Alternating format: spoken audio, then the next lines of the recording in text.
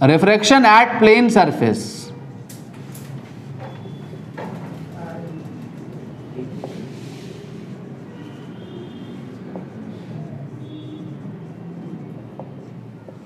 Single refraction देख रहा है प्लेन सरफेस पे, ठीक है। तो प्लेन सरफेस से हमने स्फेरिकल सरफेस से रिफ्रैक्शन का फॉर्मूला क्या देगा, माइनस μ1 अपॉन यू प्लस बोलो μ2 upon v is equal to, हाँ, for plane surface, for plane surface radius of curvature कितना होगा बोलो, इनफाइनाइट। प्लेन सरफेस का रेडियस ऑफ कर्वेचर क्या होता है, इनफाइनाइट। जब इसको यहाँ डालोगे तो ये क्या हो जाएगा आपका टर्म, जीरो। तो जब ये जीरो हो जाएगा तो this is equal to zero, तो मीन्स प्लेन सरफेस के रिफ्रैक्शन का फॉर्मूला क्या होगा आपका, μ2 upon v is equal to μ1 upon u।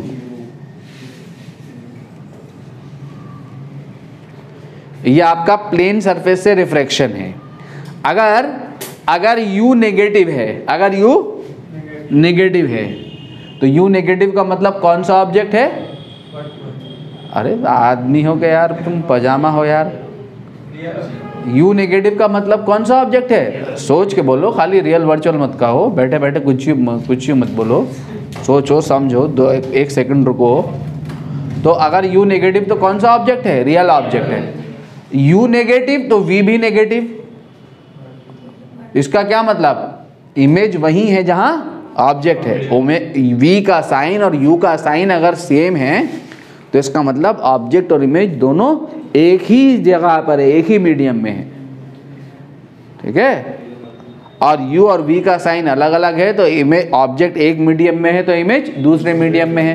तो इसमें देखो, अगर तुमने साइन के साथ रखते हैं ना चीज़ों को, अगर u नेगेटिव रखा तो v क्या आएगा, नेगेटिव। u नेगेटिव मतलब रियल ऑब्जेक्ट, तो u नेगेटिव यहाँ रखो तो v क्या मिलेगा, u में μ1 μ2 तो पॉजिटिव होते हैं, तो v क्या मिलेगा, नेगेटिव। क्या मतलब इस बात का, उधर ही इमेज बनी जिधर ऑब्जेक्ट है। तो v नेगेटिव मतलब कौन सी इमेज, वर्चुअल इमेज। तो प्लेन सरफेस से जब ऑब्जेक्ट रियल होगा, इमेज वर्चुअल होगी, ठीक है। सुनो मेरी बात ध्यान से।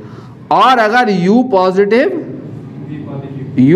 मतलब है, किधर बनता है वर्चुअल ऑब्जेक्ट, इंसिडेंट मीडियम में या रिफ्रैक्टिंग मीडियम में, है रिफ्रैक्टिंग मीडियम में बनेगा वर्चुअल ऑब्जेक्ट, क्योंकि कन्वर्जिंग बीम गिरेगी, और जब कन्वर्जिंग बीम गिरेगी तो वो कहाँ जाके कन्वर्ज करती हुई अपीयर होगी, रिफ्रैक्टिंग मीडियम में, ठीक है। और अगर u पॉजिटिव तो v भी यहाँ से पॉजिटिव। v पॉजिटिव का मतलब कौन सी इमेज, रियल इमेज।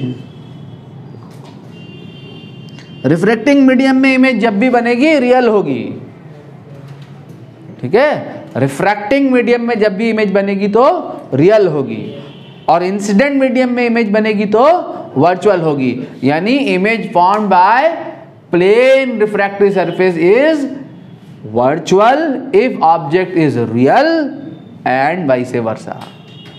अगर ऑब्जेक्ट वर्चुअल है तो इमेज रियल होगी। ये आपने कहीं केस देखा है, ये वाला केस कहीं जिंदगी में मिला है आपको, बहुत बार मिला है।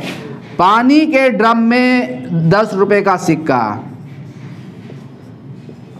पानी के भरे ड्रम में पानी का भरा हुआ ड्रम देखा है आपने, उसमें अगर 100 रुपये का कॉइन गिर जाए, 20 रुपये का कॉइन गिर जाए, 20 रुपीज़ कॉइन तो वर्थ हो गई ना 20 रुपीज़ कॉइन की, हैं, तो उसमें डुबकी लगाओगे उसे उठाने के लिए, तो कहाँ दिखता है वो, अपनी एक्चुअल पोजीशन पे ना दिख के कहाँ दिखता है, ऊपर को दिखता है, ठीक है। सिक्का है यहाँ, दिखेगा ऊपर, तो ये कौन सा ऑब्जेक्ट है, रियल। वहीं बनती है इमेज अंदर उसी साइड, तो कौन सी इमेज है, वर्चुअल है। प्लेन सरफेस होती है पानी की ऊपरी सतह, ड्रम की ऊपरी सतह, जब टॉप लेयर प्लेन सरफेस है तो डेंसर मीडियम से रेयर मीडियम आ रही होती है रे, ठीक है। ये बहुत बार हम देखते हैं, किसी पॉन्ड में ऊपर से झांक के देखोगे तो उसकी सरफेस जो है कैसी है, प्लेन है।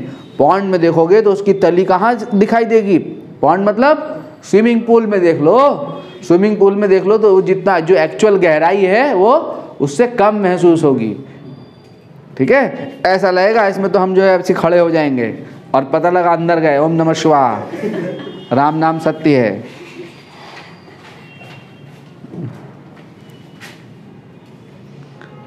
ठीक है, क्लियर हो गया। तो इसी को हम देखने जा रहे हैं, इसी डिस्कशन को हम आगे अपना आज कंटिन्यू करने जा रहे हैं। तो सबसे पहला केस है हमारा, सबसे पहला केस हम इसको 4 केसेस में देख सकते हैं कि ऑब्जेक्ट हमारा कैसा हो, रे हमारी कहाँ से कहाँ जाएगी और रे हमारी कहाँ से कहाँ जाएगी। प्लेन सरफेस है, ड्रम में पानी भरा हुआ, तो रे कहाँ से कहाँ जाएगी। अरे है रेयर कहाँ, हवा से पानी में, पानी से हवा में, अरे कहीं से कहीं भी चली जाएगी, शीशा नहीं है, ऑब्जेक्ट कहीं भी हो सकता है। पानी में मछली है, वो आपको देख रही है, तो रे कहाँ से जा रही है, आपसे जा रही है मछली पे, तो ऑब्जेक्ट कहाँ है, रेयर मीडियम में।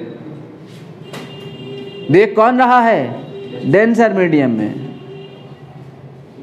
ठीक है। तो रे कहाँ से जाएगी, रेयर से डेंसर, और आप देख रहे हैं मछली को, तो अब रे कहाँ से कहाँ आ रही, डेंसर से रेयर आ रही, तो कहीं से कहीं भी जा सकती है रे, कोई सी भी सिचुएशन हो सकती है, लगेगा यही है इन एवरी सिचुएशन, ठीक है। तो पहला केस लो, when ray goes from, case पहला, case 1, when ray goes from denser to rarer medium, when ray goes from, तो ऑब्जेक्ट कहाँ है, बोलो यार, रे कहाँ से कहाँ जा रही है, तो ऑब्जेक्ट कहाँ है, रेयर और डेंसर दोनों में हो सकता है। अगर रे डेंसर से जा रही, कैसे हो सकता है, अगर ऑब्जेक्ट रियल है तो डेंसर मीडियम में है, और ऑब्जेक्ट वर्चुअल है तो रेयर मीडियम में है। नहीं समझ में आया क्या कहा मैंने, ray goes from denser to rare medium comma image shift, देखो मैंने क्या कहा उसको फिगर से समझाऊंगा, image shifts towards the boundary, towards the boundary, boundary मतलब वो सरफेस जो दो मीडियम को सेपरेट कर रही है। पानी के ड्रम में जो टॉप लेयर है वो बाउंड्री है, उसके ऊपर एयर और उसके नीचे पानी, वाटर, ठीक है। तो towards the boundary irrespective of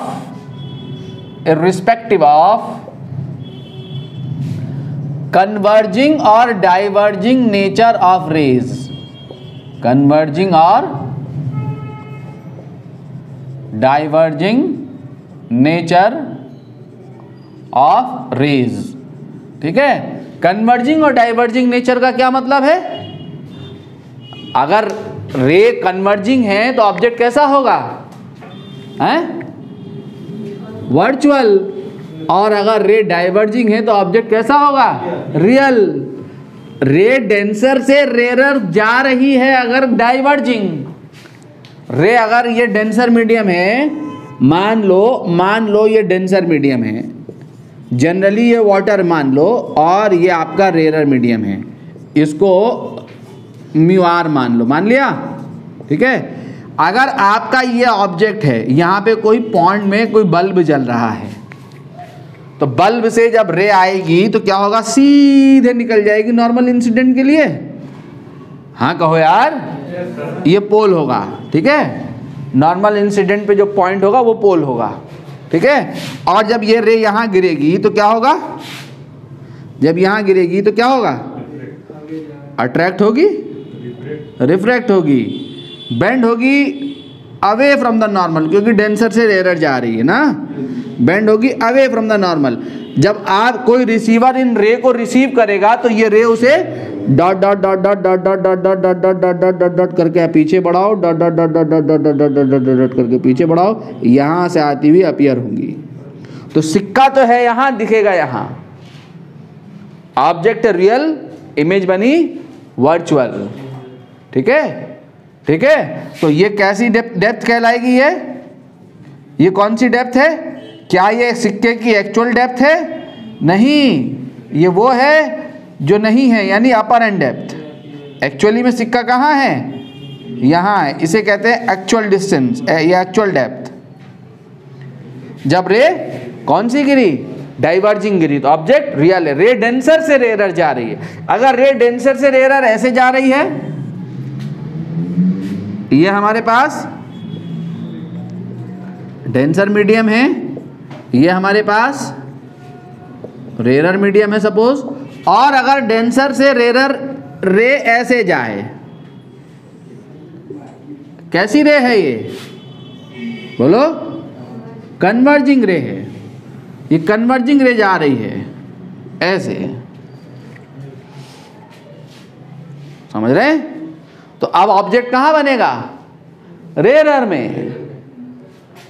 अगर ये मीडियम यहाँ बाउंड्री चेंज ना हो तो क्या होगा? इसे dot dot dot dot dot dot dot dot dot dot dot dot करके आगे बढ़ाओ। Dot dot dot dot dot, थोड़ा सा यार, अरे डॉट डॉट डॉट डॉट गड़बड़ हो रहा है। कम कन्वर्ज करा दो ना, ताकि शिफ्ट होगी टुवर्ड्स द बाउंड्री ना रे। इसको dot dot dot dot dot dot dot dot dot dot करके आगे बढ़ा दो। यहाँ पे, यहाँ पे ऐसे रे आ रही है कन्वर्जिंग, तो ये क्या हो गया हमारा ऑब्जेक्ट। क्या रे यहां मिलेंगी? यहां कब मिलेंगी रे? जब ये मीडियम यहां चेंज नहीं होता, तो रे सीधे जाके यहां मिल जाती। लेकिन मीडियम के चेंज होने की वजह से रे बेंड हो जाएगी। कहां बेंड होगी? Away from the normal, because ये रेरर मीडियम है। तो यहाँ पे आप जब नॉर्मल खींचोगे तो away from the normal bend करोगे तो यहाँ कहीं बेंड होगी। तो ऑब्जेक्ट कैसा है ये? बोलो, अरे ऑब्जेक्ट कैसा है ये? तो इमेज कैसी है? यही तो मैंने कराया था अभी।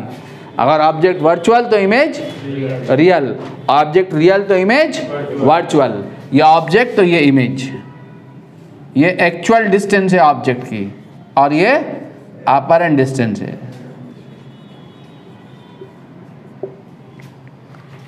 बात समझे कि नहीं? अब आपने इस केस के लिए क्या निकालनी है? अपर एंड डिस्टेंस निकालनी। कैसे निकालेंगे? किसी इस केस पे या उस केस पे, दोनों में से किसी पे भी लगाओगे। μ1 कौन है बोलो यहां? μd। μ2 कौन है बोलो यहां? μr। u कितना है बोलो यहां? आए -d एक्चुअल, और v कितना है बोलो यहां? -dapp। नाउ अप्लाई फॉर्मूला क्या था? μ2 upon v is equal to क्या? μ1 अपॉन u। ठीक है, तो μ2 रख दो यहां। कितना रखा? किसके लिए लगा रहा हूं मैं? इसके लिए लगा रहा हूं। इसके लिए लगाओगे तो तब भी वही बात, ये क्या हो जाएगा? ये क्या होगा? u प्लस v क्या होगा? प्लस। तो यहां रखो μ2 रख दिया क्या? μr। v रख दिया क्या? -dapp, और μ1 रख दिया क्या? μd, और u रख दिया क्या? -dapp। माइनस माइनस कट के क्या हो गया? प्लस। ठीक है, हैं? तो हाँ, DACT, डी एक्चुअल। ठीक है, तो देखो μd upon μr, μd upon μr, μd upon μr क्या आ गया? Actual depth upon apparent depth. μd upon μr क्या हो गया? म्यू रिफ्रैक्टिव इंडेक्स क्या हो गया? म्यू। किसका refractive index? Of denser medium with respect to rarer medium. यहां म्यू जो है वो क्या है?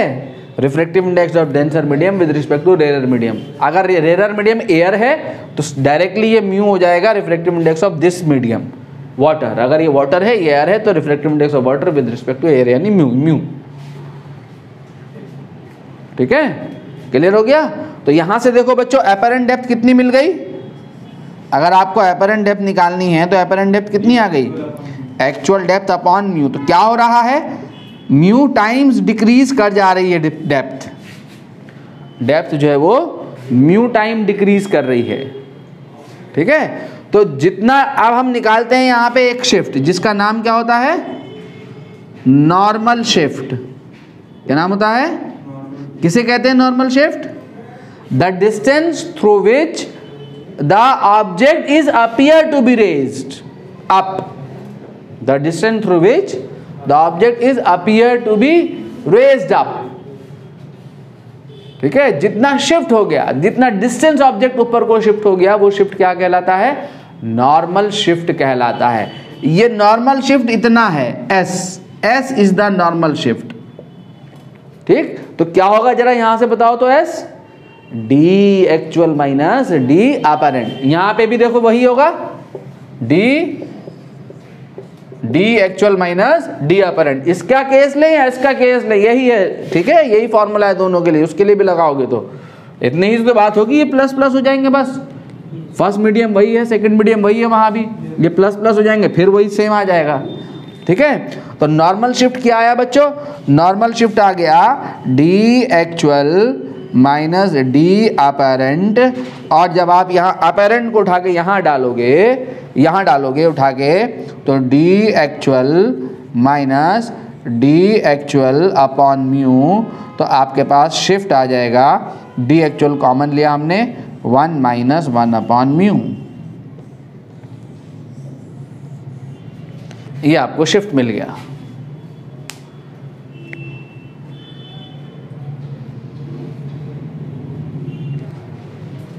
केस 2 बच्चों, इसमें केस 2 क्या है जरा देखो। केस 2 है व्हेन रे गोज फ्रॉम, अब कहां से कहां जाएगी रे, अब कौन देखेगी, मछली देखेगी। किसको देखेगी, बगले को। बगला जानते हैं, अभी कौन देख रहा था, बगला देख रहा था, किसको, मछली को। अब कौन देख रहा है, मछली देख रही है, किसको, बगले को। ठीक है, when ray goes from rarer to कौन सा मीडियम, डेंसर मीडियम, तो क्या होगा, इमेज शिफ्ट्स। देखो उल्टा इफेक्ट होता है, याद रहे, जब रे डेंसर से रेरर गई और इमेज क्या कहां हुई, कहां शिफ्ट हुई, टुवर्ड्स बाउंड्री, करीब आ गई इमेज। इसमें भी इमेज देखो, ऑब्जेक्ट दूर था, इमेज करीब आ गई, इसमें ऑब्जेक्ट दूर था, इमेज करीब आ गई। उल्टा हो जाए, अगर रे रेरर से डेंसर जाए तो इसको उलट दो, तो इमेज कहां चली जाएगी, दूर, ऑब्जेक्ट करीब होगा, इमेज दूर बनेगी। 10th में पढ़ा है ना आपने कि star appears higher than they actually are. क्यों, क्योंकि जब हम वहां से स्टार से हमारे पास लाइट आ रही है तो कहां से चल रही होती है लाइट, रेरर से डेंसर की तरफ को। नीचे वाली जो लेयर्स हैं एयर की एटमॉस्फेयर में, वहाँ उनकी डेंसिटी ज़्यादा है, तो रिफ्लेक्टिव इंडेक्स ज़्यादा है। ठीक है, जब टुवर्ड्स हायर रिफ्लेक्टिव इंडेक्स की तरफ को चलेगी रे, यानी रेयरर से डेंसर चलेगी, तो इमेज कहाँ शिफ्ट करेगी, अवे फ्रॉम द बाउंड्री। ठीक है, तो when ray goes from rarer to denser medium, image shifts away from the boundary irrespective of again converging और diverging nature of rays। ठीक है, रेज कन्वर्जिंग हो या डाइवर्जिंग हो, इमेज जो होगी वो शिफ्ट होगी अवे फ्रॉम द बाउंड्री। ठीक है, अब आपके लिए मैंने यहाँ पर फिगर में बनाता हूँ और फाइनल रिजल्ट आपको देता हूँ और डेरिवेशन आपके ऊपर छोड़ता हूँ। μ1 लिखेंगे, μ2 लिखेंगे, u लिखेंगे, v लिखेंगे, रिफ्रैक्शन का फॉर्मूला लगा देंगे। तो ठीक है, और फिर नॉर्मल शिफ्ट निकालेंगे यहाँ भी। तो सबसे पहला केस है हमारा कि ऑब्जेक्ट जो है वो कहाँ है हमारा, रेरर मीडियम में है। अगर रे रेरर से डेंसर जा रही है, रे कहाँ से कहाँ जा रही है, रेरर से डेंसर। अगर ऑब्जेक्ट यहाँ तो रियल होगा और ऑब्जेक्ट यहाँ तो वर्चुअल होगा। ठीक है, यहाँ से यहाँ अगर रे जा रही हो, तो अगर हमारे पास सबसे पहले रियल ऑब्जेक्ट का केस ले लें, ये ऑब्जेक्ट है तो रे ऐसे गिरी, डाइवर्जिंग नेचर की रे गिरती है रियल ऑब्जेक्ट से, तो ये सीधी निकल गई, ठीक है। और उसके बाद ये बेंड करेगी, यहाँ पे 90 डिग्री पे नॉर्मल खींचोगे तो ये टुवर्ड्स नॉर्मल बेंड करेगी, टुवर्ड्स नॉर्मल बेंड करेगी ऐसे। तो यहाँ कहीं मीट नहीं करेंगी, तो इनको dot dot dot dot dot dot dot dot dot करके पीछे बढ़ाओगे, ऐसे डॉट डॉट डॉट डॉट करके पीछे बढ़ाओगे तो ये रेज यहाँ से आती हुई अपीयर होंगी। तो कहाँ शिफ्ट हो गई image? Away from the boundary. ये ऑब्जेक्ट है, ये ऑब्जेक्ट डिस्टेंस है आपकी डी एक्चुअल, और ये इमेज डिस्टेंस है डी अपरेंट। बगला है यहाँ, दिखेगा यहाँ, तो बगले को मछली कैसे दिखेगी? करीब, और मछली को बगला कहाँ दिखेगा? दूर, ठीक है। तो ये हो गया आपका क्या? Shift, normal shift. अब अगर रे कैसी गिरे, देखो रे को आप कैसा गिराना है? डाइवर्जिंग। अगर रे ऐसी डाइवर्जिंग नेचर की रे गिर गई, ये तो डॉट डॉट डॉट डॉट करके लेके गए, अगर मीडियम नहीं बदलता तो क्या होता? इस पॉइंट पे मीट करती ना रे, ठीक है। ये कौन सा मीडियम है? ये रेयर मीडियम है और ये डेंसर मीडियम है। तो कौन सा ऑब्जेक्ट है ये कौन सा ऑब्जेक्ट है? रियल। इमेज कैसी है? वर्चुअल। ये कौन सा ऑब्जेक्ट है? वर्चुअल। तो ये रे क्या होगी? बेंड कर जाएगी। कहाँ? रेयर से डेंसर गई, तो इसका मतलब कहाँ बेंड करेगी? Towards the normal. तो टुवर्ड्स द नॉर्मल बेंड कराओगे तो यहां मीट करेंगी।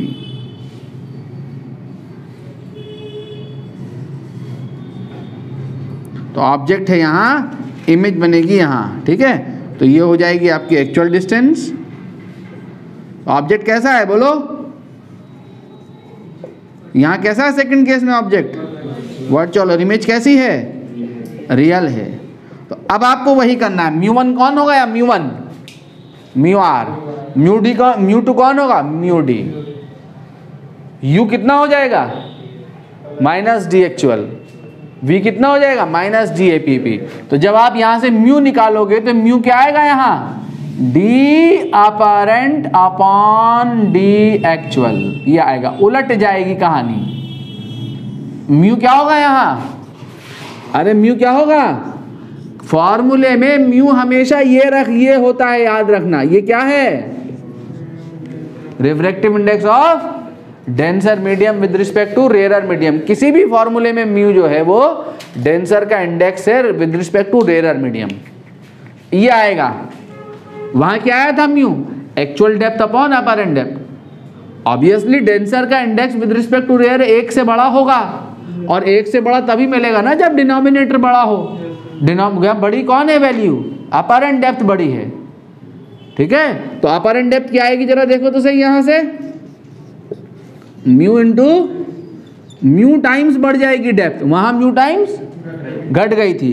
तो नॉर्मल शिफ्ट अगर हम निकालेंगे यहां, तो हमारा नॉर्मल शिफ्ट क्या आएगा? नॉर्मल शिफ्ट आएगा S is equal to D A P P minus D actual.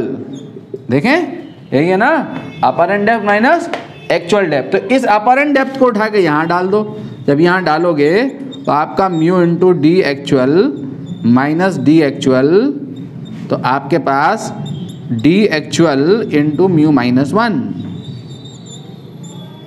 ये आपका नॉर्मल शिफ्ट होगा। वहां कितना था? 1 माइनस 1 अपॉन म्यू। यहाँ कितना है? Mu minus 1। जब रे कहां से कहां जा रही है? डेंसर से, सॉरी रेयर से denser medium. Refraction through glass slab, refraction through glass slab. Glass slab आप जानते हैं ना, refraction through glass slab. Glass slab किसे कहते हैं बच्चों? कि स्लैब तो जानते ही आप। देखो दो सिचुएशन होती हैं यहाँ। अगर स्लैब का सराउंडिंग मीडियम क्या है? रेयरर है, रेयरर। सराउंडिंग मीडियम क्या है? रेयरर मीडियम है। If surrounding medium of the slab is rare, तो यहाँ पे ऑब्जेक्ट है, इस ऑब्जेक्ट को ये कोई ऑब्जेक्ट है, पॉइंट ऑब्जेक्ट, इस ऑब्जेक्ट को इधर से देख रहा है, इधर से देख रहा है, तो रे ऐसे आएगी ना, ऐसे आएगी रे, नॉर्मल इंसिडेंट के लिए सीधी निकल जाएगी। ठीक है, ये क्या है आपकी, क्या है ये बोलो, थिकनेस है स्लैब की। और यहाँ पे अगर रे को गिराएंगे तो क्या होगा, नॉर्मल खींचेंगे, सराउंडिंग मीडियम क्या है स्लैब का, बोलो, रेयर है। और ये क्या, कौन सा मीडियम है, ये डेंसर है, और ये मीडियम, ये सेम मीडियम है। ठीक है, तो यहाँ जब रे आएगी तो क्या होगा, बेंड करेगी कहाँ, towards normal, away from the normal, towards normal bend करेगी, नॉर्मल की तरफ को बेंड करेगी, कर गई बेंड नॉर्मल की तरफ को। अगर ये मीडियम, सॉरी एरो मैंने गलत बना दिया, सॉरी, अगर ये मीडियम कंटिन्यू हो जाता, यहाँ पे फिर देखो, पहली बार यहाँ पे हुआ ना रिफ्रैक्शन, अगली दफ़े कहाँ होगा, फर्स्ट रिफ्रैक्शन हुआ, फिर यहाँ होगा। अगर ये मीडियम कंटिन्यू हो जाता तो क्या होता है, कंटिन्यू हो जाता तो यहाँ इमेज बनती। तो ये पिछला वाला केस था ना, when ray goes from rare to denser medium, when ray goes from rare to denser medium. अगर यहाँ पे इस रे को यहाँ रिसीव करो, यहाँ पे तुम्हारी आईज है, तुम इस मीडियम में हो, तो तुम्हें इस ऑब्जेक्ट की इमेज कहाँ मिलेगी, यहाँ मिलेगी। ये अपरेंट डेप्थ हमने निकाल ली थी, apparent distance. When ray goes from rare to denser medium then image shifts away from the boundary. लेकिन यहाँ ग्लास स्लैब है, एक बार और मीडियम हो रहा है, चेंज हो रहा है, डबल रिफ्रैक्शन हो रहा है। ठीक है, अगली बार क्या होगा, जब रे यहाँ से यहाँ जाएगी तो क्या होगा, बेंड करेगी कहाँ, अवे फ्रॉम द नॉर्मल, तो away from the normal bend करेगी, ये away from the normal bend करेगी, कर गई। इसको dot dot dot dot dot dot dot dot dot dot करके बढ़ाओगे तो ये रे जो है यहाँ से आती हुई अपीयर होगी, यहाँ से आती हुई अपीयर होगी। थोड़ा सा और पीछे बना दो रे, थोड़ा सा यहाँ भी बना सकते हो, कोई ऐसी नहीं है, लेकिन थोड़ा सा सुंदरता के लिए ये बेंड हो गई away from the normal, dot dot dot dot dot dot dot dot करके पीछे बढ़ाओगे तो यहाँ से आती हुई अपीयर होगी। ठीक है, तो ये क्या होगी, ये जो I1 होगा, ये जो I1 है किसकी इमेज है, इस रिफ्रैक्शन की इमेज है। ये इमेज, ये जो सेकंड रिफ्रैक्शन है, इसके लिए किसका काम करेगी, ऑब्जेक्ट का, और फाइनल इमेज यहाँ बनेगी। ठीक है, तो जब आपने यहाँ से देखा ऑब्जेक्ट को, इधर से देखा, ये तो रिसीव करेंगे, तो ये ऑब्जेक्ट कहाँ दिखाई देगा, यहाँ दिखाई देगा। तो इमेज कहाँ शिफ्ट करी है, in the direction of incident ray. कहाँ शिफ्ट कर गई, in the direction of incident ray. मेरी बात सुनो ध्यान से, ठीक है, कि when surrounding medium of slab is, when, ये शिफ्ट निकाल सकते हो, when surrounding medium of slab is rarer then shift कहाँ प्रोड्यूस होगा, इज ऑलवेज प्रोड्यूस्ड कहाँ, बोलो यार, इन द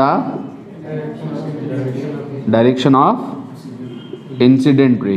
ठीक है, जब सराउंडिंग मीडियम, स्लैब के सराउंडिंग मीडियम में रेयर मीडियम होगा तो जो इमेज शिफ्ट करेगी, कहाँ शिफ्ट करेगी, इन द डायरेक्शन ऑफ इंसिडेंट रे। देखो इंसिडेंट रे की डायरेक्शन में शिफ्ट आया, ये शिफ्ट कितना होगा, ये होगा t into 1 minus 1 upon mu. क्या होगा, t into 1 minus 1 upon mu. t क्या है, t thickness of the slab, इस स्लैब की थिकनेस पे डिपेंड करेगा, और म्यू क्या है, refractive index of slab with respect to surrounding. Mu यहाँ पे refractive index of denser medium है with respect to rare medium. Denser कौन है, स्लैब है, तो म्यू जो है यहाँ क्या है, डेंसर का index mu D upon mu R है।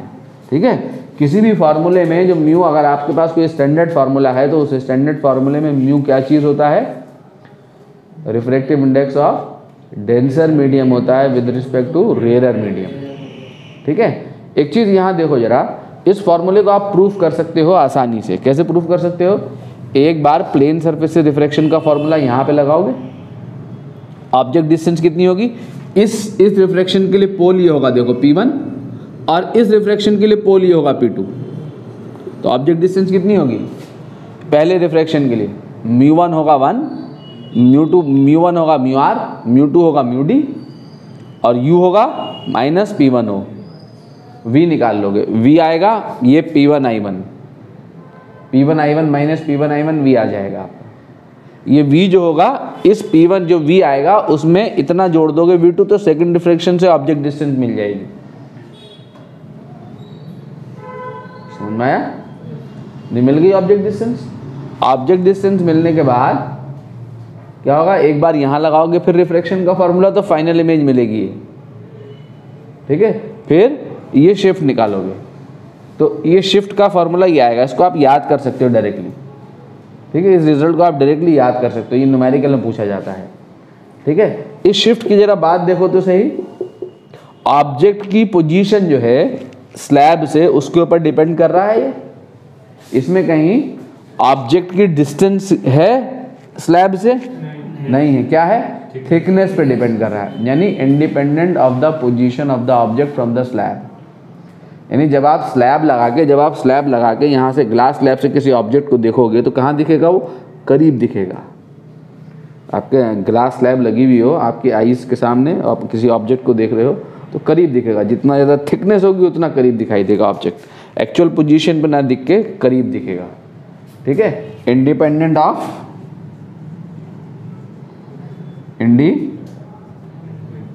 Of position of object from slab. ठीक है, पहला केस है ये। दूसरा केस इसमें ये होता है, देखो बच्चों, हालांकि आपके पास ज़्यादातर क्वेश्चन जो है इसी केस में मिलेंगे।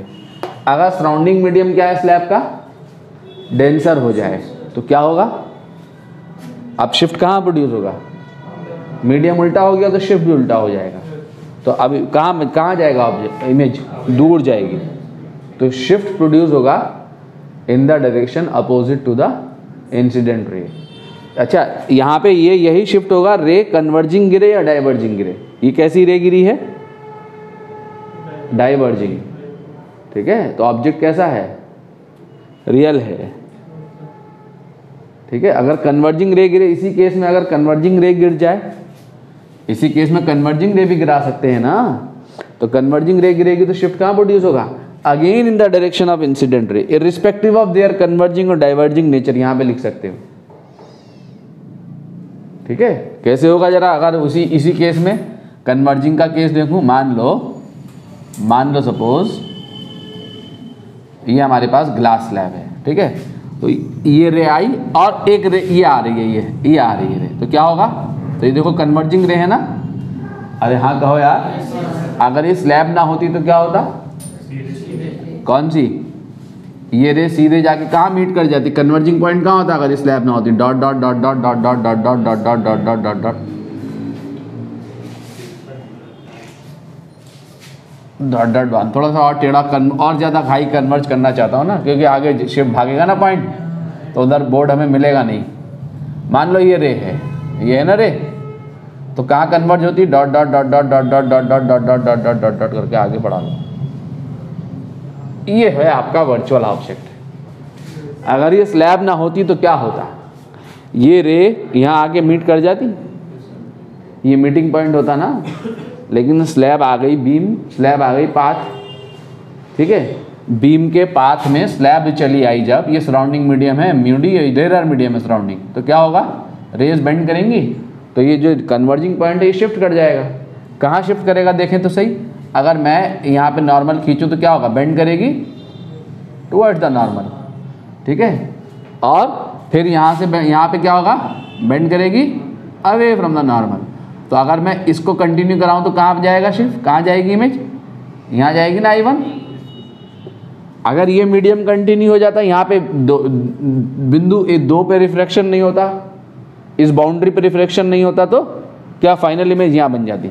लेकिन यहाँ पे फिर बेंड कर जाएगी रे, तो कहाँ बनेगी रे? यहाँ बनेगी, कहीं बनेगी ना। तो देखो शिफ्ट कहाँ आया, कहाँ आया shift? In the direction of incident रे। शिफ्ट जो मिला वो इंसिडेंट रे की डायरेक्शन में ही मिला, ठीक है। कितना आएगा ये शिफ्ट इंसिडेंट रे की डायरेक्शन में? s अगेन, और s कितना होगा यहाँ पे? उतना ही, t इंटू 1 माइनस 1/μ। तो अगर स्लैब का सराउंडिंग मीडियम रेयरर है, surrounding medium of the slab rarer है, तो shift is always produce in the direction of incident रे। इंसिडेंट रे की डायरेक्शन में मिलेगा शिफ्ट। यहाँ इंसिडेंट रे की डायरेक्शन इधर, यहाँ ऑब्जेक्ट उधर शिफ्ट होगा, ठीक है, इर्रिस्पेक्टिव ऑफ देयर कन्वर्जिंग। ये कन्वर्जिंग नेचर की गिर रही है, ये डाइवर्जिंग नेचर की। यहाँ रियल ऑब्जेक्ट है, वहाँ वर्चुअल ऑब्जेक्ट है, ठीक है। नोट करिए।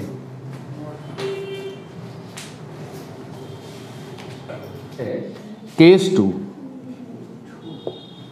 केस 2 क्या है बच्चों? If surrounding medium of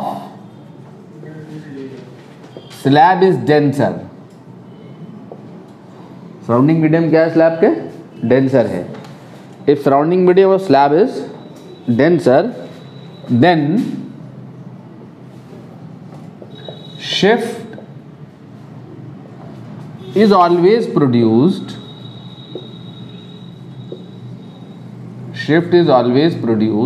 opposite to the direction of incident ray।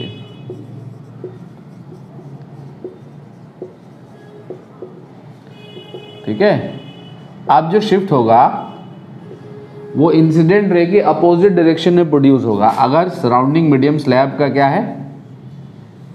Denser medium है। अगर मान लो ये स्लैब है, ये म्यूआर है रेयर मीडियम, और ये डेंसर मीडियम है, ठीक है। अगर यहाँ ऑब्जेक्ट कहीं भी ले लें, इधर या उधर, इधर ले लूँ, इधर ले लेता हूँ ना, ठीक है। अगर आपका ये है ऑब्जेक्ट, देखो ये ऑब्जेक्ट है, तो रे कैसे जाएगी? सीधी ऐसे निकल जाएगी ना। नॉर्मल इंसिडेंट के लिए रे ऐसे निकल जाएगी। यहाँ जब आप गिराएंगे तो यहाँ पे क्या होगा? बेंड करेगी टुवर्ड्स द नॉर्मल। क्या गड़बड़ हो गया ना? Away from the normal bend करेगी। अवे क्यों? क्योंकि डेंसर से रेयर जा रही है, तो away from the normal bend करेगी, ऐसे कुछ होगा, ठीक है। तो कहाँ बनेगी ये इमेज? यहाँ बनेगी। अभी देखा तो था हमने, ये पानी में सिक्का है, ये पानी है, ये एयर है। डेंसर से रेयर जा रही थी, तो ये आया था ना shift, normal shift towards the boundary. लेकिन अब यहाँ 2 बार रिफ्रैक्शन है, मीडियम फिर बदल जा रहा है। जब मीडियम बदलेगा फिर से, तो क्या होगा? अब रे क्या होगी? फिर डेंसर में जाएगी तो बेंड करेगी टुवर्ड्स द नॉर्मल। जब टुवर्ड्स द नॉर्मल बेंड करेगी तो dot dot dot dot dot dot dot dot dot dot dot dot dot करके पीछे बढ़ाओगे तो रे यहाँ से आती हुई अपीयर होगी। तो कहाँ शिफ्ट प्रोड्यूस हुआ? Opposite to the direction of incident ray. कितना होगा ये शिफ्ट? फाइनल इमेज ये बनेगी आई, ठीक है। तो ये शिफ्ट कितना होगा? ये है thickness of the slab T. अब जो शिफ्ट होगा वो होगा टी इंटू म्यू माइनस 1, ये होगा शिफ्ट। म्यू क्या है यहाँ? म्यू क्या है? अरे नहीं रे, म्यू जो है mu D upon mu R है, नेगेटिव नहीं हो जाएगा। अगर mu R by mu D, mu हमेशा फॉर्मूले में mu D upon mu R होता है, याद रहे, ठीक है। और ये शिफ्ट आ गया। अगेन किससे इंडिपेंडेंट है? Independent of the position of the object from the slab, ठीक है। अगर कन्वर्जिंग नेचर की रे गिर जाए तब भी यही होगा। शिफ्ट जो होगा कि इतना ही होगा, कहाँ प्रोड्यूस होगा? Opposite to the direction of incident ray. तो कन्वर्जिंग पॉइंट पहले आ जाएगा। कन्वर्जिंग पॉइंट कहाँ चला आएगा? पहले, ठीक है। अगर आप देखना चाहते हैं देख ले, देखने की जरूरत नहीं है। इतनी अकल में बात घुस गई होगी, इतना करते करते अकल में तो बात घुस ही जाती है ना। अरे प्रैक्टिस मेक्स गधा परफेक्ट यार, क्यों जी? तो अब देखो ये आया, अब कन्वर्जिंग पॉइंट तो है यहाँ। अब ये कहाँ शिफ्ट होगा? कहाँ शिफ्ट हो जाएगा? सराउंडिंग रेयर है तो कहाँ शिफ्ट हो जाएगा? In the direction opposite to the incident ray. तो इधर शिफ्ट होगा। पहले आ जाएगा कन्वर्जिंग पॉइंट स्लैब के डालने पर। देखो कैसे आएगा, ये कहाँ गई, डेंसर से रेयर गई तो बेंड करेगी अवे फ्रॉम द नॉर्मल, ठीक है। और फिर क्या होगा, dot dot dot dot dot dot dot dot करके बढ़ाओ तो यहाँ मिलती, फिर करेगी बेंड टुवर्ड्स द नॉर्मल तो फाइनली यहाँ मीट कर जाएगी। ये आ गया शिफ्ट, ठीक है। ये होगी I1, तो शिफ्ट कहाँ आया, opposite to the direction of incident ray. कितना होगा, वही T इंटू म्यू माइनस 1, ठीक है बच्चों। जब नहीं मेरे बेटे इंसिडेंट रे ये चल रही है ना, इसके अपोजिट ही तो गया शिफ्ट, देख ना ध्यान से देख। अब उसी डायरेक्शन में तो ये होता है कि जब यहाँ जाता है इमेज, और यहाँ थी ना पोजीशन, यहाँ आ गई तो इंसिडेंट रे के अपोजिट तो शिफ्ट हुआ। इंसिडेंट रे ऐसे चल रही है मेरे लाल,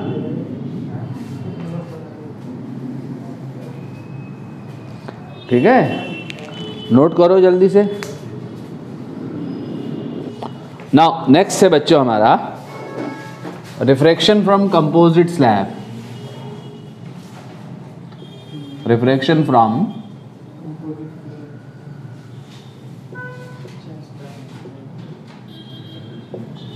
अब हमने कंपोजिट स्लैब से रिफ्रैक्शन देखना है।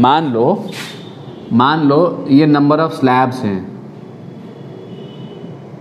एक के ऊपर एक प्लेस किया हुआ हमने, number of slabs, n number of slabs या any number of slabs are placed one over the other, ठीक है।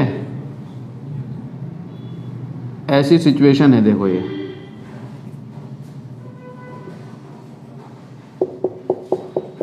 ये सिचुएशन है, ये थिकनेस है T1,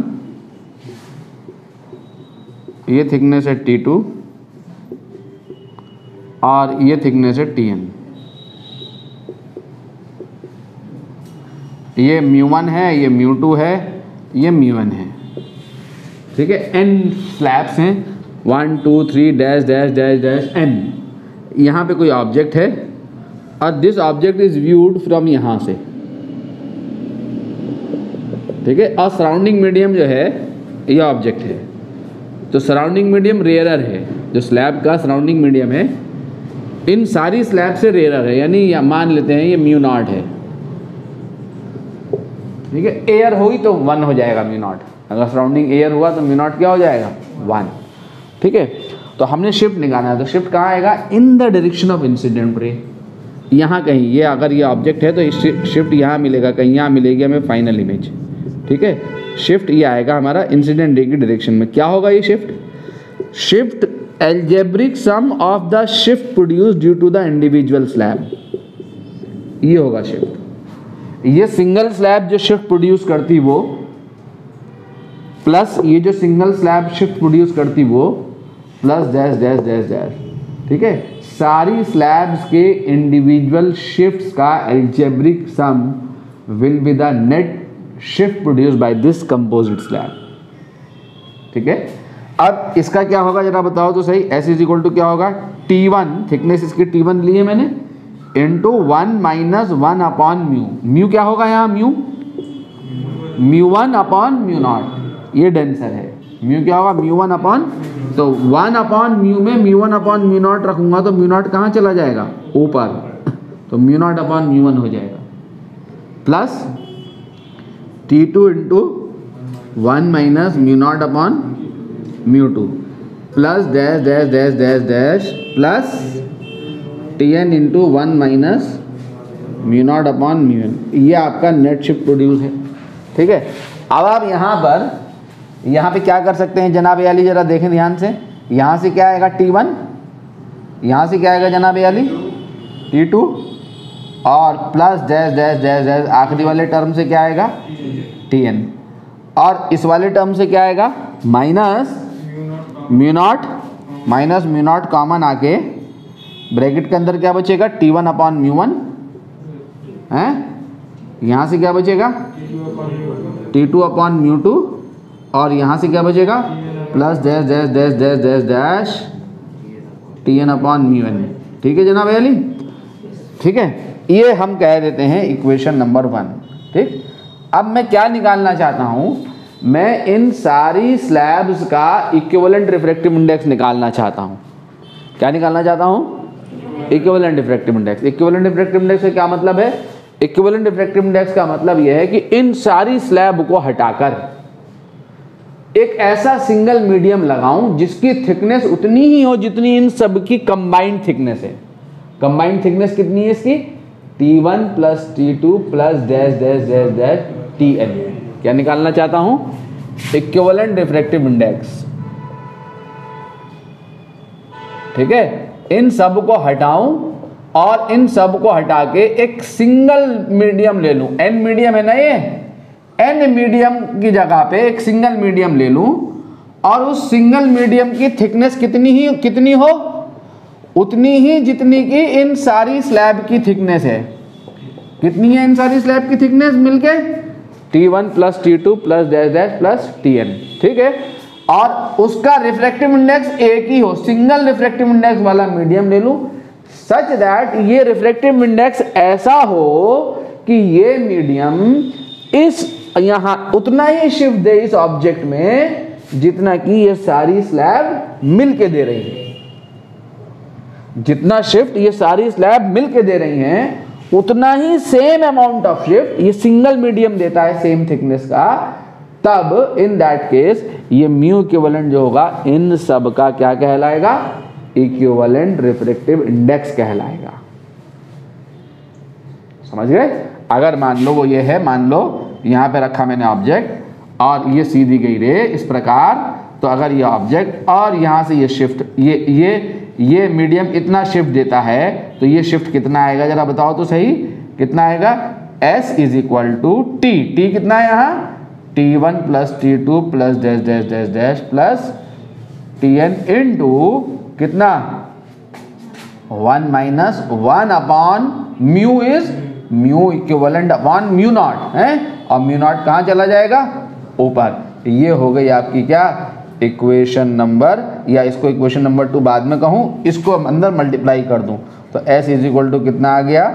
T1 plus T2 plus dash dash dash dash dash dash plus Tn। ठीक है, और फिर इसको मल्टीप्लाई करूंगा तो क्या आएगा देखो तो सही?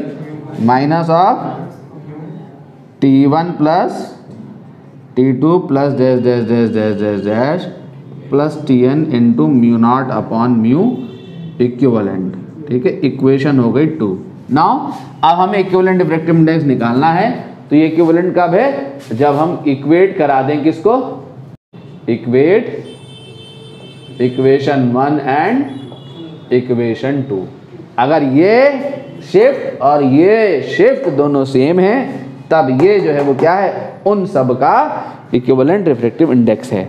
जब आप इसको इक्वेट कराएंगे तो ये वाली इक्वेशन लिखो सबसे पहले। ये वाली इक्वेशन 1 क्या है? T1 plus T2 plus dash dash dash dash dash plus Tn, और फिर क्या है ब्रैकेट में बोलो? Minus minus mu not into क्या? T1 upon mu 1 plus T2 upon mu 2 plus dash dash dash dash plus Tn upon mu n is equal to, यहां ले लिया इज इक्वल टू, ये इज इक्वल टू ये equation 2 जो कि क्या है? T1 plus T2 plus Tn minus, और फिर यहां से क्या है देखो जरा, minus T1 plus T2 plus dash dash dash dash dash dash plus Tn into क्या? Mu naught upon mu equivalent. तो ये कैंसिल हो गया, हो गया। आप जब ये बराबर ये तो म्यू नॉट भी कैंसिल हो गया, माइनस माइनस प्लस हो गया, तो क्या आ गया आपका जरा देखो तो सही। यहां से इन दोनों इक्वेशन से क्या आ गया? 1 upon mu equivalent is equal to क्या आ गया? T1 upon mu 1 plus T2 upon mu 2 plus dash dash plus Tn upon mu n upon ये डिनोमिनेटर में चला गया T1 plus T2 plus dash dash dash dash dash dash plus Tn। तो n number of slabs हैं जिनकी thickness T1 T2 Tn है, उनके refractive indexes μ1 μ2 μn है। तो इक्विवेलेंट रिफ्रैक्टिव इंडेक्स होगा 1 upon mu equivalent is equal to T1 upon μ1 अगर 2 हैं तो plus T2 upon μ2 upon T1 plus T2। ठीक है। If T1 is equal to T2 is equal to Tn, ये सारा मिलके T है, मान लो सारी स्लैब की थिकनेस सेम है, all are of same thickness equal to T, तो ये क्या हो जाएगा T plus T plus T plus T, n times T, n times of T, n T, ऊपर से क्या कॉमन आएगा T T T, तो T T कट गया तो नीचे क्या बच जाएगा n, तो आपका आंसर होगा 1 अपॉन n, n क्या है नंबर ऑफ स्लैब्स, अगर 2 हुई तो n की जगह क्या आ जाएगा 2।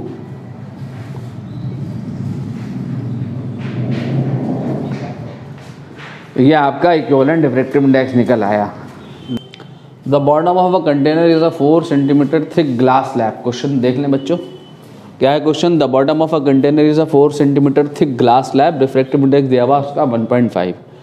The container contains 2 immiscible liquids, immiscible मतलब जो मिक्स ना हो, A and B of depth 6 centimetre and 8 centimetre respectively. What is the apparent position of a scratch on the outer surface of the bottom of the glass slab when viewed through the container.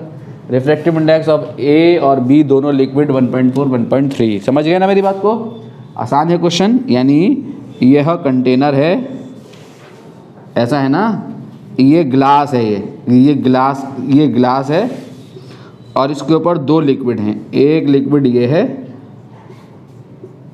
एक liquid ये है और एक liquid ये है, दोनों immiscible liquid हैं, दोनों मिक्स नहीं हो रहे हैं। ठीक है, इसकी थिकनेस दी हुई, इसकी थिकनेस दी हुई, ये T1 दिया हुआ, ये T2 दिया हुआ, ये T3 दिया हुआ।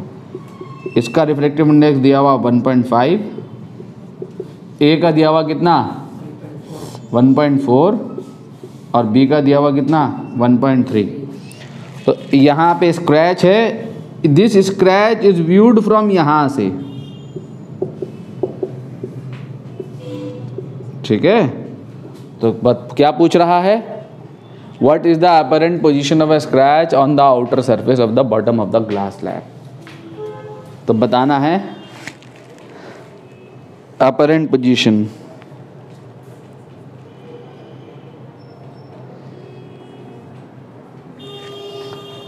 अपरेंट शिफ्ट,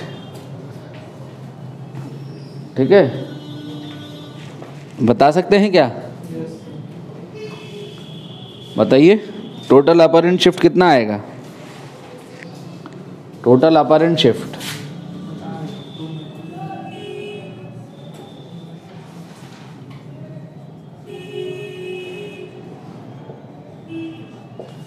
कितना आएगा? S1 plus S2 plus S3, ये आएगा ना महोदय। तो S1 कितना होगा बोलो?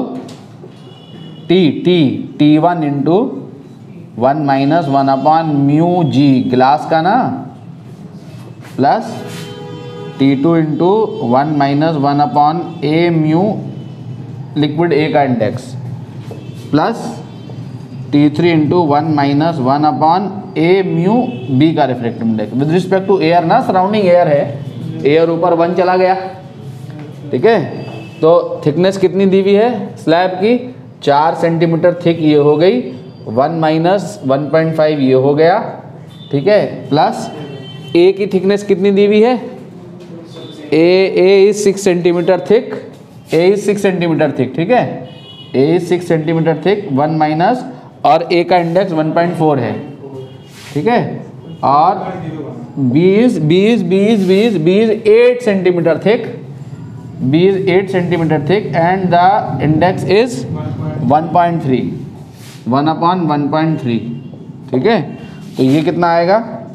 ये आएगा 1.33, ये आएगा मेरे ख्याल से 1.71, सेकंड आएगा 1.71, फिर 1.85, 1.71 प्लस 1.85 कुल मिला जुला के आएगा 4.89 सेंटीमीटर।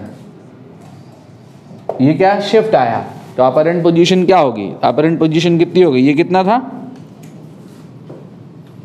8, अरे ये 8 है ना, ये 6 है और ये कितना है 4, तो टोटल कितना हो गया 18। तो 18 कहाँ शिफ्ट होगा टूवर्ड्स, ठीक है, इन द ऊपर को शिफ्ट होगा ना, तो 18 में से इतना माइनस कर दो तो अपरेंट पोजीशन आ गई, ठीक है। अगर यहाँ टॉप से अपरेंट पोजीशन निकल, टॉप से नहीं निकालोगे अपरेंट पोजीशन, तो शिफ्ट निकला, ठीक है। तो apparent position of scratch, a transparent cube of side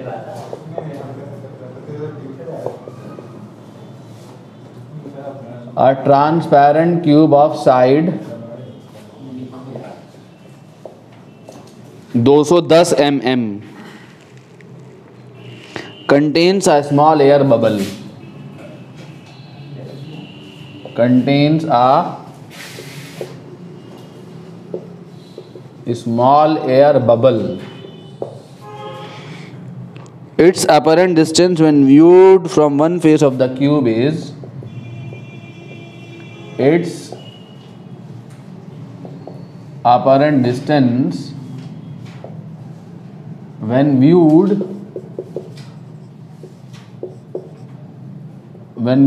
from, मैं क्या लिख रहा हूँ ये,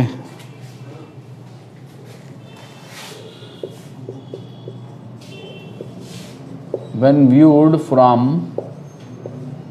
one face is 100 mm and when viewed through the opposite face is 40 mm.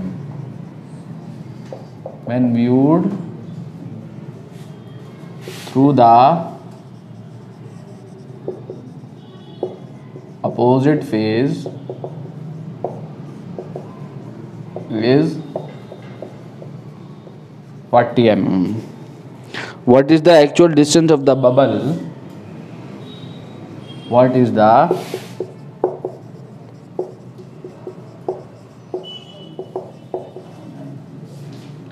actual distance of the bubble from the second phase, from the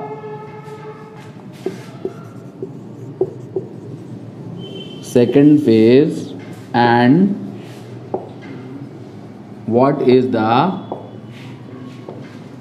refractive index of material of cube? जिसके पास अगर वो हो ना, किसी के पास भी ऐसा लरोड़ा है, वो लगा लेना आंख बंद करके, बिल्कुल आंख बंद करके पूरी ऐसा लरोड़ा लगा लेना, सॉल्व और क्वेश्चन उसी के, बस उसी से सारे क्वेश्चन मिल जाएंगे। तो इधर देखो, इधर ये क्यूब है, कितनी साइड है इसकी, कितनी साइड है 210 mm, ये क्यूब है, ठीक है। कह रहा है कि इसके दो फेस हो गए ना, एक फेस 1 ये हो गया और फेस 2 ये हो गया। जब फेस 1 से देख रहा है इसको, तो ऑब्जेक्ट कहाँ दिखाई दे रहा है 100 mm पे, 100 mm पे दिख रहा है, ठीक है। यहाँ कहीं ऑब्जेक्ट दिख रहा है, यहाँ पे कहीं इमेज है, और जब कहाँ से देख रहा है, दूसरे फेस से देख रहा है, तो कहाँ दिख रहा है 40 mm पे दिख रहा है। तो मान लो ये पॉइंट 100 mm है और ये पॉइंट 40 mm है, तो यहाँ कहीं ऑब्जेक्ट है मान लिया, ये एक्चुअल पोजीशन है ऑब्जेक्ट की। जब रे कहाँ से कहाँ जा रही है, इसका मतलब डेंसर से रेयर जा रही है ना रे, अरे डेंसर से रेयर जाती है तो कॉइन है ना, ये कॉइन तो शिफ्ट करेगा टुवर्ड्स द बाउंड्री। जब ऐसे रे जा रही है यहाँ, तो ये यहाँ शिफ्टिंग हुई, और जब ऐसे रे जा रही है यहाँ, तो ऑब्जेक्ट यहाँ दिख रहा है, दोनों तरफ जा रही होगा ना रे, ठीक है। मान लेते हैं कि ये जो पोजीशन है यहाँ से, इसकी कितनी पोजीशन है, ये एक्स है, एक्चुअल कहाँ से निकालनी पोजीशन, कहाँ से निकालनी है, सेकंड फेज से निकालनी ना, तो सेकंड से मान लो एक्स पोजीशन पे है, ठीक है। तो ये कितना हो गया, ये एक्स है, तो ये कितना बचा 210 माइनस एक्स बचा ना, और ये पोजीशन कितनी है, ये वाली कितनी दी हुई है 100 mm, ठीक है, 100 mm दी हुई है और ये वाली पोजीशन कितनी है, ये 40 mm है। क्या निकालना है, x निकालना है। तो अब आपने पढ़ा था ना कि म्यू इज इक्वल टू, अगर इसका रिफ्रैक्टिव इंडेक्स म्यू है, ये सराउंडिंग एयर हो गई 1 हो गया, तो refractive index mu is equal to क्या है, actual depth upon upper and depth. पढ़ा था ना। तो फेस 1 के लिए लगा दो सबसे पहले, तो फेस 1 के लिए लगाओगे म्यू, तो एक्चुअल डिस्टेंस कितनी है फेस 1 के लिए 210, ये है ना ऑब्जेक्ट, 210 माइनस एक्स है, और अपर एंड कितनी है, अपर एंड 100 mm, अपर एंड 100 है, ठीक है, ये आ गई। अब फेस 2 के लिए लगा दो, जब फेस 2 के लिए लगाओगे तो म्यू एक्चुअल डिस्टेंस कितनी है, एक्चुअल डिस्टेंस देखो x है, x और अपर एंड कितनी है 40, तो दोनों से इंडेक्स तो एक ही निकल के आएगा ना, तो equate 1 and 2, equate 1 and 2, 1 and 2 के इक्वेट कराओगे तो x upon 40 is equal to क्या 210 माइनस एक्स अपॉन 100, तो ये कैंसिल हो गया 0, ठीक है। कितना चलाया, 2 2 ज़ा 4, 2 5 ज़ा 10, तो यहाँ 2 बचा, यहाँ कितना बचा 2, यहाँ कितना बचा 5, तो कितना हो गया 5x is equal to 420 minus 2x, तो 7x इज इक्वल टू कितना 420, x इज इक्वल टू कितना आ गया 60 सेंटीमीटर, तो सॉरी मिलीमीटर। तो एक्चुअल में जो है बबल जो है सेकंड फेज से कितनी डिस्टेंस पे है, 60 मिलीमीटर की डिस्टेंस पे है, ठीक है। अब क्या निकालना है, म्यू, तो म्यू निकालना है तो दाजू यहाँ रख दो ना, यहाँ तो म्यू कितना आ गया 60 अपॉन 40 ना, 3 अपॉन 2 या कितना आ गया 1.5 आ गया, ठीक है, आसान है, इजी है।